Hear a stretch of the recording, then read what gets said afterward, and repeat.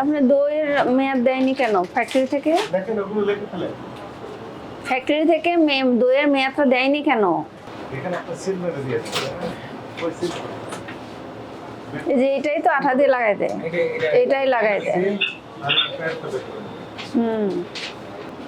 এই যে মনে করেন এই যে এটার নাম কি? লেমন বুট। ভালো কথা। কোনটা এটা?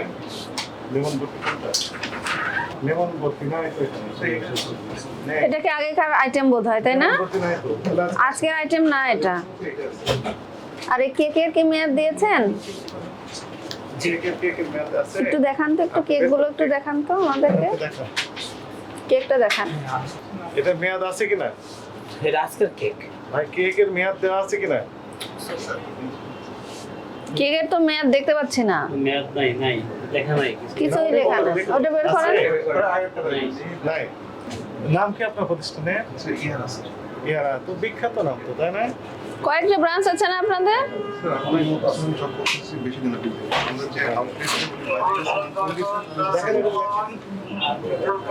আপনাদের কয়েকটা আউটলেটই আছে। ইভেন আপনাদের একটা আউটলেট নিয়ে আমাদের কাছে অভিযোগও ছিল, একটা কেকেরও মেয়াদ দেওয়া নেই, দইয়েরও কোনো লেবেল দেওয়া নেই।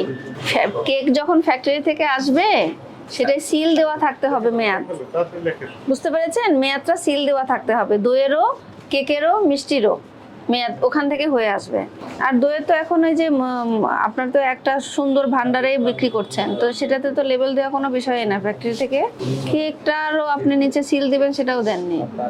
শোনেন, আপনার এখানে আমরা দইটা পেলাম কোনো লেবেল ছাড়া, কেকেরও মেয়াদ দেওয়ার নেই এবং মিষ্টিরও মেয়াদ দেওয়া নেই, বুঝতে পেরেছেন? এগুলো আইনত অপরাধ।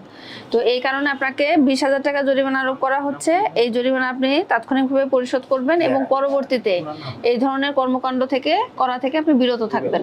অবশ্যই প্রত্যেকটা দইয়েই ফ্যাক্টরি থেকে লেবেল হয়ে আসবে।